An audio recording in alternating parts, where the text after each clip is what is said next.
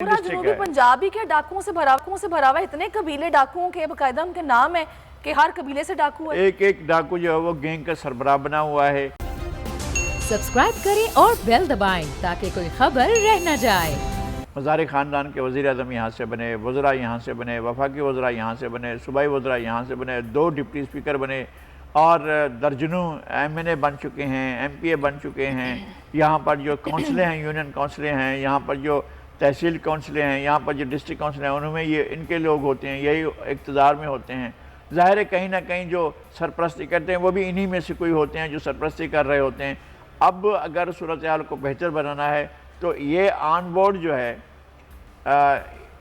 ये जो रेंजर्स का ऑपरेशन है वो हो अगर, तो फिर ये कि पुलिस के साथ चले, लेकिन पुलिस के लोग भी उनमें होते हैं जो जराइम पेशा लोग हैं, इनके सरपरस्ती में चलने वाले गैंग्स भी होते हैं।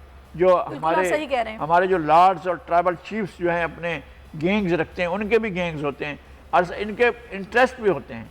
वो लोगों को ऐसे हैं यहाँ पर मज़ारी ट्राइब में इनके 3-4 बड़े मराकज़ हैं।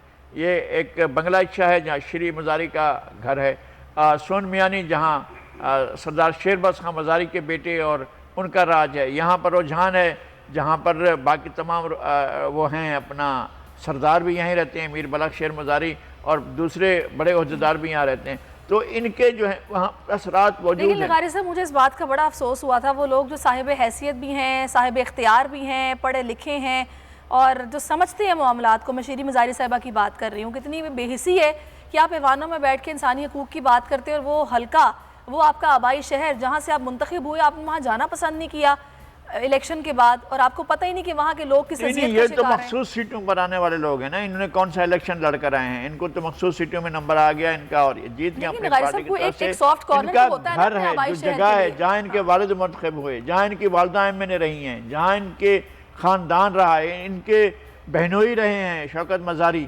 और वो यहाँ पर असम्बली में मेंबर रहे हैं और वो जो डिप्टी स्पीकर रहे हैं, तो उनका बहुत गहरा ताल्लुक है। यहाँ इनके दादा जो थे वली मोहम्मद मज़ारी, वो एक बड़ी हैसियत रखते थे, फिर उनके भाई उनका नाम भी वली मोहम्मद था। इनके वालिद जो थे मखसूस सीट पर आए हैं, लेकिन लगारी साहब जाहिर सी बात है आपका आबाई शहर है, आपको कुछ तो एहसास होगा ना अपने शहर के लोगों का कि भाई हम अगर इख्तियार हमारे पास है, ऐवान में बैठे हैं, हमारी कुछ से है, हम उनके लिए कुछ ना कुछ करें। उस तरफ तो आवाज़ भी नहीं उठाते, जाते भी नहीं है, उसका कभी ख्याल भी नहीं होता है कि जाकर अपने गाँव की हालत तो देखेंगे किस हालत में है, उनको इस बात का एहसास नहीं होता है। बल्कि इनकी फैमिली के लोग होते हैं, लोगों से पैसे ले लिए घर के लिए, घर के जो जहाँ लोगों के घर बने, मालकाना हकूक नहीं देते हैं।